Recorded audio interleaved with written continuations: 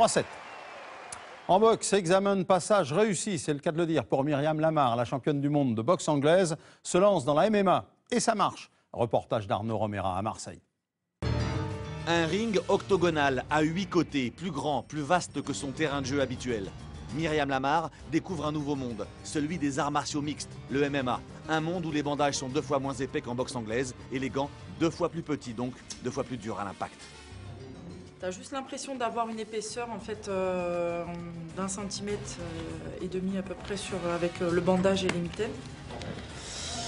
Mais en toute humilité, j'aimerais pas être à sa place.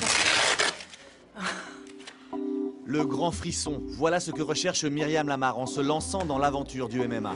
Dans cette discipline très à la mode, on peut frapper, projeter, soumettre. Un cocktail détonnant entre boxe, kickboxing, judo, lutte ou jiu-jitsu, la quintessence des arts martiaux.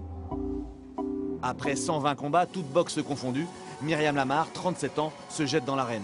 Pour son premier affrontement, elle est opposée à une Italienne, championne de kickboxing. Les règles sont celles du pancrace, la version soft du MMA, sans les frappes au sol, interdites en France. Sur le ring, le combat est plus difficile que prévu. Myriam Lamar prend des coups, mais pendant 3 reprises de 4 minutes, elle met un point d'honneur à se battre comme une vraie combattante de MMA, avec projection et travail au sol. Au terme d'un combat très engagé, Myriam Lamar réussit son examen de passage. Elle s'impose au point et mesure le chemin qui lui reste à parcourir dans cette nouvelle discipline. C'est vraiment un sport de combat d'instinct parce qu'on n'a pas le temps de se prendre la tête.